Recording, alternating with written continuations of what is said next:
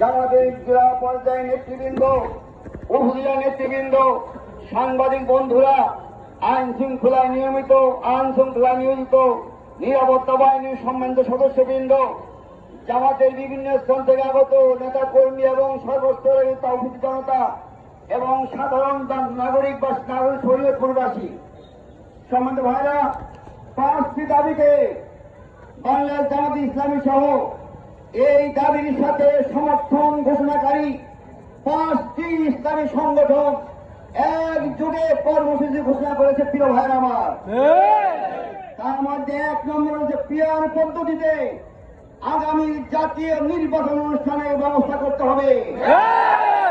PR পদ্ধতির অনেকগুলি stage আছে, তার মধ্যে যেটি আমাদের সকলের জন্য প্রযোজ্য তা হচ্ছে প্রত্যেকটি ভোটের মূল্য হবে।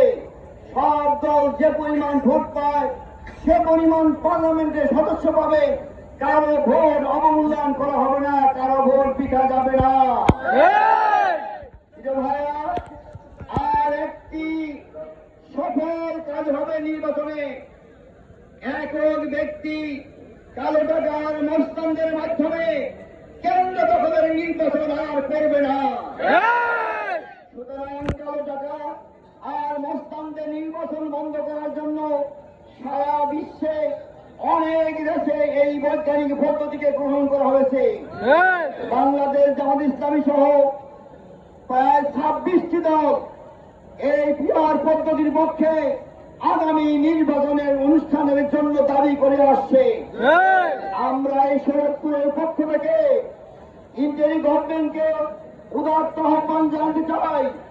আজকে সারা বাংলাদেশের উপজেলা জেলার দিকে তাকিয়ে দেখুন, হাজার হাজার মানুষ একসঙ্গে পিআরের পক্ষে দাবি তুলছে। আগামী নির্বাচন করেই হোক পিআর পদ্ধতির মাধ্যমে অনুষ্ঠান করতে হবে। ভাইরা, 2 নম্বর দাবি হচ্ছে যেই যুবকেরা এক সাগর রক্ত দিয়ে 26শে জুলাই যেই অবস্থান ঘটিয়েছে সেই জুলাই সনদের আইনগত ভিত্তি দিতে হবে এবং সেই জুলাই সনদের আলোকেই আগামী নির্বাচন অনুষ্ঠান করতে হবে।